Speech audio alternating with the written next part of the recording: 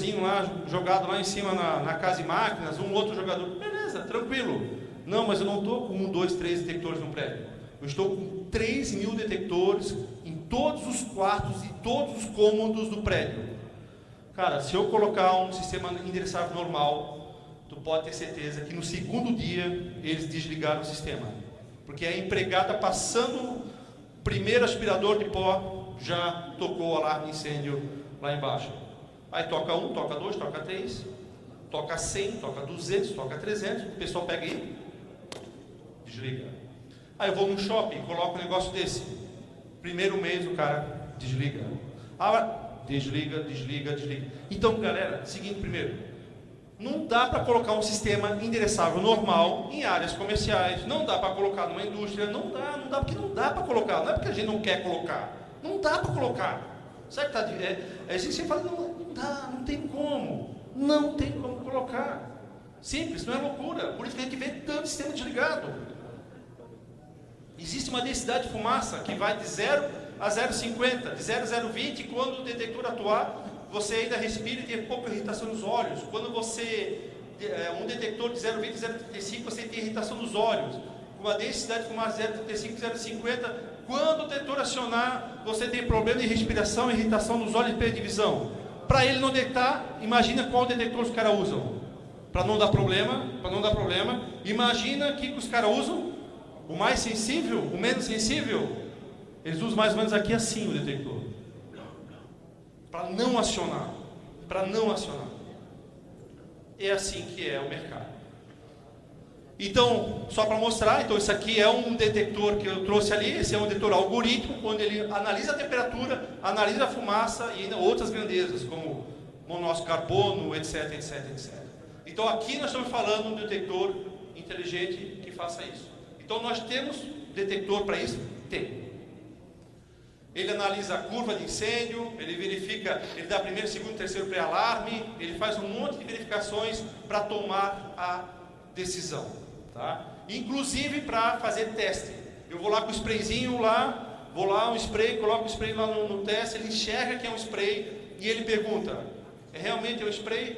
Então faz mais uma vez que eu vou acionar que é um spray. E a gente faz isso e ele aciona, tá? Hoje já tem detectores com som. Por que com som? Para facilitar a vida. Então eu vou lá no apartamento, vai botar uma sirene no apartamento, eu coloco o detector com uma sirene no próprio detector, para não ter aquela coisa pendurada lá no apartamento. Então é uma facilidade. E tem um detalhezinho, se quiser ainda, ele tem uma mensagem que pode ser em 4 idiomas. Se o cara é americano, a gente bota em inglês, se quiser falar um alemão, fala alemão, além do português. Então o cara escolhe ainda qual é a língua que ele fala, além do tom de bip lá. Ok? Aí nós estamos falando de ser wireless. Existem detectores wireless, existem acionadores wireless, mas não existe central wireless. Isso não existe. Não para aqueles caras lá. Então nós temos um gateway aqui, que ele se comunica com essas sirenes, com esses detectores, com esses detectores. Então eu tenho um sistema wireless, que ele manda uma mensagem para cá, e ele só manda aqui, ó. Por quê? Não, porque aqui, ó, nessa igreja, nesse teatro, nesse negócio, eu não consigo colocar um sistema com fio. Aí eu vou lá e coloco um sistema wireless limitado a 750 metros quadrados. Porque lá fora, tu pode colocar o sistema wireless só em casas abaixo de 750 metros quadrados, ou em edificações num espaço até 750 metros quadrados. Não posso fazer mais do que isso, tá? Por quê? Óbvio, né? É um sistema de antena. Se a antena está livre, e se eu botar uma antena contrária aqui na mesma frequência, se eu souber qual é a frequência que esse cara aqui está, eu derrubo a rede no final. É muito fácil, né? Para quem já tem antena wireless em casa, tem 2 sistemas, né? Se vocês vão ver aí na fábrica, eu tenho 2 antenas wireless, eu sou obrigado até a mudar a faixa da antena, mesmo dentro da área, mudar a frequência, porque senão uma vai contra a outra, atenua e você fica com um sinal muito fraco. A gente sabe que no Brasil fala muito de Anatel, fala um monte de bobagem ali, mas o que é a Anatel? A Anatel ela regula tudo, ela regula esse cara aqui, ela regula qualquer sistema wireless, porque a Anatel ela verifica se você está na banda autorizada, livre para ser utilizado. Então quando vai fazer um teste na Anatel, a Anatel verifica qual é a frequência. É a frequência livre, legal. Qual é a potência? Potência baixa. Ah, legal, aproveite o equipamento. Então, como ele aprova o sensor de fumaça, ele aprova o controle do portão eletrônico, ele aprova o wireless, a antena, ele aprova qualquer coisa. Essa é a Anatel. Ela para verificar se você não está saindo dessa frequência, para não atrapalhar o rádio, para não atrapalhar a televisão, para não atrapalhar o telefone celular. É isso que ela faz. Ela não é nenhum órgão certificador. A Anatel não certifica nada, ela só está dizendo que você pode usar aquilo que tu inventou naquela frequência. E tem um detalhe, lá fora é banda livre? Não, lá tem uma frequência para incêndio. Então essa é a briga que tem no Brasil aí até agora, por isso que a gente não conseguiu ainda colocar a normalização de Wi-Fi para rodar, porque está numa frequência que os grandes fabricantes não concordam que é uma frequência livre. O fabricante nacional vota porque não está muito preocupado, mas o fabricante internacional, ele não vai dar um win dele, que é uma empresa que fatura 1,5 bilhões de francos suíços para fazer um CMRS errado no mundo. Ele não vai fazer isso, né? Então tem que tomar um pouquinho de cuidado a respeito desse negócio. Aí nós temos os detectores especiais. Lembra? Ó, detector pontual e o nosso detector especial. O que é? O famoso Beam Detector, que é um detector linear de temperatura. O que é esse detector, gente? É uma linha. Sai, emite, retorna. É uma linha, por isso que chama de linear. É uma linha que, se passar fumaça nele, ele vai dar alarme. Então o sistema de detonação, como é que funciona? Ele manda uma luz, passa pela fumaça, bate no espelho, retorna, e esse cara, pela essa atenuação aqui, ele diz, é fumaça, entre em alarme de incêndio. Mas ele é um detector que não é algorítmico. Você só regula ele em 3 níveis. Máximo, médio e mínimo. Então ele não é algorítmico. A gente não usa ele na indústria. Não usa, não pode usar. O Brasil aqui virou uma febre esse negócio, né? Nós somos fabricantes. O Secretor fabrica esse detector. Quando a gente olha o projeto que foi colocado no galpão da indústria, me arrepia. Por quê? Se tiver um obstáculo, o cara jogar uma empilhadeira, ele vai dar falha. Se o prédio, né, a gente estava falando ali antes ali de concreto, pô, pegou sol de um lado, está com sombra do outro, trabalhou um pouco a estrutura, saiu do feixe um pouquinho, dá falha. Cara, vira uma neura esse negócio, vive falhando. Então tu vai olhar, está tudo desligado. Porque uma semana, 2, ninguém aguenta. Deu verão, pum, está desligado. Ah, mas como ele aprovou, está na norma, não sei. Não dá para usar a indústria. E o pior, se tiver uma coisa balançando, uma lâmpada, uma luminária, ele é capaz essa luminária ainda refletir e dar alarme ainda. Capaz de dar alarme. E acontece. Tá? Então, ele é composto por espelhos, ele está conectado na central, mas ele é para ser utilizado em atos e shoppings, sala de conferência, cinema, salões de parlamento, em ambientes limpos, tranquilos, lá, tranquilo, feixezinho, espelho, beleza? Não, a gente não projetou esse negócio para a indústria. Nós temos detectores para a indústria de feixe? Temos, que é um emissor e um receptor. Também é emissor e receptor. Então existe esse cara aqui, que é um emissor e receptor, que dá para usar na indústria. Que o grau de proteção dele é IP65, é a umidade da poeira, mas é óbvio que ele é mais caro que o sistema de espelho. Óbvio. Então existe isso. Porém, se eu tiver problema de estratificação de fumaça, se eu tiver problema de cara balançando, se eu tiver problema de temperatura, ele também não vai funcionar. Ele também não vai funcionar. Então a gente tem que cuidar aonde a gente vai usar o Beam Detector. Tem que cuidar um pouquinho. Porque nós temos outros sistemas especiais, que é o de aspiração. Como é que funciona a aspiração? É um sensor que está ligado num tubo, que nós temos aqui um exaustor, que ele puxa o ar do ambiente e faz análise da fumaça do ambiente. Então esse detector, ele fica retirando o ar do ambiente e fica fazendo. Isso aí dá para usar em qualquer espaço. Grande espaço aberto, porque eu vou pegar um cano, vou passar o cano por aqui, vou pegando em várias situações. Por exemplo, vou abaixar a tubulação, então eu vou pegar a estratificação aqui, eu faço lá em cima, eu faço aqui, eu vou passar o cano, eu passo o cano e vejo ele, eu tiro a amostra de ar da onde eu quiser. Então o sistema de aspiração, ele é muito bem-vindo na indústria. Mas o pessoal tem uma preocupação. Mas ele é muito sensível, ele dá alarme falso, ele tem sujeira. Exemplo, prateleira, pegar em prateleira, elevador. O Coronel Alantes falou, né? Nós temos que ter o controle de elevadores. Para o bombeiro lá no balneário, né? Lá em balneário, 83 andares, qual a melhor saída? A melhor saída é deixar o elevador funcionando. Concordo, é isso aí.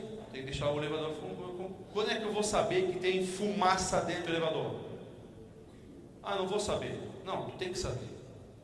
Então, tu coloca o sistema de aspiração dentro do elevador. Lá em balneário, né, Cesar? Tem sistema de aspiração correndo em todos os elevadores. Como na Europa já tem, em outros lugares já tem. Para quê? Para saber como é que está a quantidade de fumaça dentro do fosso do elevador. Porque se tiver muita fumaça, eu não posso mais usar o elevador, porque senão eu vou matar quem vai lá dentro. Ou só vou poder subir ferramenta, não posso mais botar pessoas. Então a gente tem um controle de fumaça em todos os postos elevadores. Tem uma preocupação também sobre o elevador. Qual é que é? Antigamente a máquina, a parte elétrica ficava onde? Lá em cima. Hoje fica onde? Na cabeça. Então a gente está andando com risco, né? De cima para baixo. Então antes, quando foi feita a norma lá quando o Coelho fez lá em 70 e pouco a norma de Santa Catarina, não, vamos botar um detetor de fumaça na casa de máquinas. Hoje a casa de máquina não tem mais nada. A casa de máquina tem uma correia rodando lá. Onde é que está o risco de incêndio? No fosso do elevador. Então lá fora é bobagem, lá o pessoal é meio fresco e bota detector de aspiração em todo o fosso do elevador. Não tem nada de bobagem. É porque o risco agora está lá dentro, não está mais lá em cima. Mudou. Outra. Áreas sujas, etc. Aí tem selagem, depósito, planta, reciclagem, moinhos, áreas frigoríficas, fazer detecção em congelamento. Aí nós temos aqui vários o quê? Vários acessórios, cara. A gente gosta muito de sistema de aspiração porque aí eu tenho a central, mas eu tenho uma quantidade de possibilidades de fios, etc., para que o ar chegue limpo dentro da central. Só chega fumaça. Se tiver poeira, se tiver particulado ferroso, se tiver outras coisas, se tiver umidade, se tiver congelamento, não importa. A gente faz um sistema antes da central para que ela esteja funcionando e operando corretamente. Então vou dar um exemplo para vocês, né? Foi feito um sistema dentro do túnel metrô, né? Nós estamos no túnel metrô. Qual o problema do túnel metrô? Trem empurra, trem passa, puxa. Então nós temos o efeito pistão. Efeito pistão, empurra, depois puxa. Desmirilhamento do trilho, um particulado extremamente energizado flutuando. Nós temos parte hidráulica, umidade lá embaixo, isso vira uma papa e está tudo no ar. E nós queremos detectar isso. Então tu imagina o que entra se eu não tiver um filtro lá dentro. Aí faz um filtro iônico, tira partícula de energia de partícula, faz um efeito chaminé para como se fosse uma parte mecânica em áreas, né, um cone para o particulado decantar, vai para um outro filtrozinho, beleza, funciona que é uma maravilha. Então nós temos possibilidades de criar uma situação dessa, temos essa possibilidade. Então existem vários acessórios, beleza? Falando em fumaça, e se a gente falar está ligado à central, normal, como se fosse um componente, vários tipos, né, que vão, modelos, desde 720 metros quadrados de área até 5.800, 760 metros de área. Tudo isso aqui é calculado, todo o sistema é calculado. Então, por que é calculado? Porque quando a gente faz o projeto do teu pontual, a gente sabe que o raio de ação é 6,3. Quando a gente vai fazer um sistema desse, qual é o raio? Não, eu vou fazer que cada furo seja 6,3. Mas eu tenho que provar que ele está dentro da norma. Então, o cálculo é obrigatório, que ele serve como certificador do teu projeto. Então, sai junto com o projeto para certificar o teu projeto. Tá? Além de fumaça, nós temos também temperaturas especiais. O que é a temperatura? É um tubo. É um tubo de cobre, pode ser um tubo de aço inox, pode ser um teflon, que ele mede a pressão. Então nós temos um tubo, esse tubo está ligado a uma central, isso aqui está fechado, tem ar aqui dentro, e conforme muda a temperatura do ambiente, muda a pressão dentro do tubo, e a gente pega o alarme de incêndio. A gente pode fazer com que ele fique tão sensível, que se eu colocar a mão no tubo de cobre, com a diferença de temperatura que nem hoje, aí, que deve estar aqui uns 19 graus, se eu botar minha temperatura do corpo e encostar no tubo, eu posso fazer com que a central de alarme de incêndio indique que isso é um incêndio. Eu posso fazer isso. Então a gente usa isso aonde? Tem um monitoramento contínuo, não magnetiza, não enferruja, não modifica, prova de ácido, prova de choque, prova de água, a gente joga isso em qualquer lugar, esse tubo. Em cima controla a temperatura do transformador. Em áreas químicas, que eu boto um aço inox e eu consigo fazer todo o controle de temperatura dentro dessa área. Eu consigo botar um teflon aqui para ter por exemplo, para não ter problema de descarga atmosférica, se eu tiver em tanques externos, eu consigo fazer isso. Ninguém rói, né, o tubo, que é um problema também, né? Áreas extremamente quentes, né? Extremamente quentes, ramas de indústria têxtil, cabines de pintura, onde pega mesmo fogo, a gente pode fazer com que ele indique que isso é uma temperatura normal e se mudar essa característica ele vai dar incêndio. Esteira transportadoras, para verificar se o rolete está esquentando, também fazer a limpeza, né? Muito em estacionamento. Muito em estacionamento. Qual é o problema do estacionamento? Nosso estacionamento é extremamente ácido. Né? O vapor do álcool, o vapor da água, ele é ácido. Então os detectores de fumaça, eles começam a estragar muito rápido. Então dentro do estacionamento, a gente só coloca o tubo, detecta a temperatura inteira do estacionamento, posso fazer de aço inox, posso fazer de cobre, não tem problema, eu consigo garantir vida longa ao sistema. Tá? Então aqui, por exemplo, é um sensor dentro onde tem o float em cima do parque de combustíveis, que a gente analisa, a gente deixa aqui em cima, ele correndo aqui em cima, para analisar a temperatura. Ele não serve só para isso, como não pegar fogo, mas se por acaso tiver um princípio de incêndio dentro desse tubo, eu consigo saber qual é a temperatura de cada um que está ao redor dele, também consigo fazer essa análise. Muito em docas, apesar que aqui o pessoal não exige em docas, mas normalmente em docas é muito importante que o caminhão é considerado um risco não controlado, o caminhão entra lá, pode pegar fogo e ele botar fogo para dentro do galpão. Tá? Então a gente usa ele também muito em docas, muito em túneis, né? O professor falou sobre túneis. Né? A Securiton é uma empresa suíça, ela retém 80% de todos os túneis do mundo em detecção, e por causa de incêndio dentro de túneis, foi feita detecções muito rigorosas dentro de túneis, porque é complicado aquilo lá dentro, tem que tomar muito cuidado, né? Tem que tomar decisão, fecha túnel, entra a ventilação, vai para a esquerda, vai para a direita, então toda essa parte de automação ele também controla esse equipamento. Tá? Outra situação que eu queria trazer, além dos detectores, é o porquê de um eletroímã. Né? Nos projetos, de altos projetos, a gente coloca eletroímãs nas portas também de emergência. Só que esse eletroímã aqui, ele não é um eletroímã de roubo. Eletroímã de roubo, ele tem 3, 4, 5 toneladas para que a porta fique fechada e ninguém consiga abrir. A parte de incêndio não é isso. A parte de incêndio é um eletroímã para manter a porta aberta, e quando eu precisar fechar a porta, o eletroímã, ele tem um êmbolozinho aqui, vocês estão vendo? Ele pega e empurra a porta. Então ele cola a porta e ele empurra a porta. É diferente um pouquinho o eletroímã. E o consumo dele é ridículo. Então eu vou dar um exemplo para vocês, muito fácil em relação a isso, em relação ao consumo. Esse eletroímã específico aqui, ele tem um ímã permanente. Então ele magnetiza naturalmente. Consumo zero. Está magnetizado. Eu chego lá, ele pum, cola. Quando deu o alarme de incêndio, eu mando um pulso para reverter a polaridade do ímã. E ele solta. Então eu inverto a polaridade do ímã. E ele manda sair a porta. Ele expulsa a porta do eletroímã. Então é diferente. Qual o detalhe? Consumo zero. E quando eu mandar startar, o consumo de micro. Um eletroímã normal de roubo chega. Vamos dar um número aqui. Ele consome 1 ampere, meio ampere, 0,5. Vamos lá, 0,5, 83 andares, 0,5, nós estamos falando de 42,5 amperes subindo no prédio. 42,5, né, pela altura do prédio, eu vou ter que passar uns 4 cabos de 150 milímetros para alimentar os eletroímãs. Então não dá. Então eu volto àquilo que eu falei. Tem gente que foi lá no prédio oferecer eletroímã de roubo para fazer isso? Óbvio que foi. Tem um maluco de plantão que vai lá oferecer. Tem como fazer um negócio desse? Não tem. Simplesmente não tem como fazer. Não tem como fazer. Tá? Então nós temos isso aí. E no caso do eletroimã aqui, o que ele faz? Ele também é endereçável. Então eu consigo, dependendo de onde ocorrer o incêndio, eu vou fechando as portas que me interessam. Aciona manual, vocês já conhecem, né? Já está terminando aqui também pelo tempo.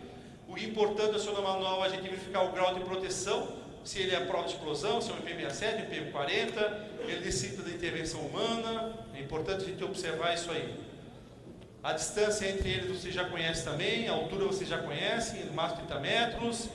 A parte visual de visual, eu só queria terminar nisso aqui. O que tem que cuidar?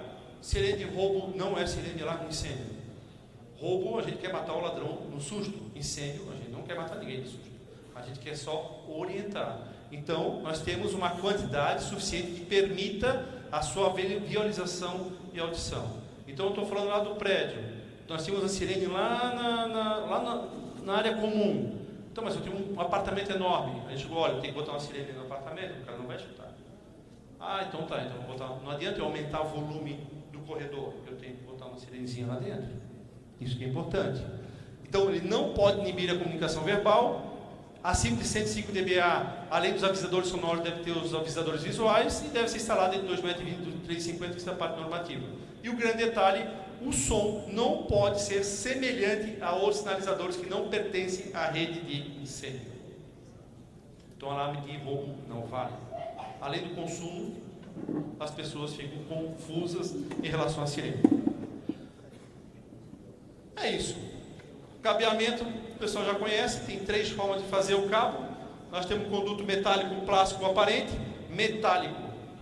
Por que o conduto metálico? Por que o conduto metálico? Por que pode ser usado metálico com cabo par trançado internamente? Qual é o objetivo do conduto metálico? Garantir incêndio. Não. Vai dar tempo maior de fogo. Não. Proteção eletromagnética. O objetivo do tubo de ferro é proteção eletromagnética. A gente não tem um campo magnético inserido em cima dele.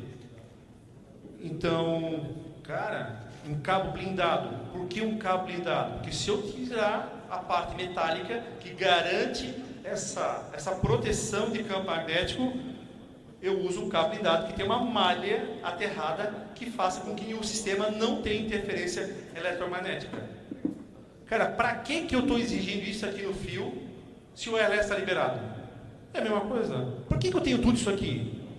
Eu tenho tudo isso aqui porque num teste de certificação eu vou de 0 a 20 GHz, eu vou numa frequência altíssima até 12 volts por metro.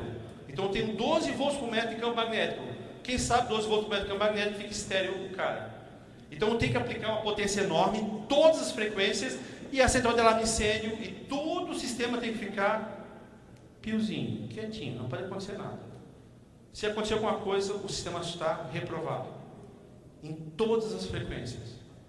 Então, se eu colocar tudo isso aqui, é para isso, para eu garantir que eu não tenho uma influência, que eu não vou lá na rua com a frequência minha aqui e dou um alarme de incêndio aqui, que eu não vou na rua lá com uma antena e vou aqui e derrubo o alarme de incêndio, e eu consigo fazer uma coisa criminosa. Então, simplesmente, isso aqui é muito importante, tanto quanto o sistema wireless, que a gente fica limitado a uma área para que você não fique derrubando o sistema inteiro. Então essa é a dica. E aí vem os pontos importantes que vocês depois podem ler quando eu estou com a minha palestra ali dentro. Gente, super rápido, né? Normalmente o alarme de incêndio, que já foi aluno meu aqui, né? Na parte de sabe que são 40 horas de alarme de incêndio, só nessa matéria, 40 horas. Resumir isso em 45 minutos é um pouquinho complicado, mas tem bastante material ali e a gente está à disposição para vocês aí no que precisar para ajudar, retornar aí e tudo mais, ok? Alguma pergunta, dúvidas que tenham? Ou calem-se para sempre. Vai lá. Tem um microfone ali para...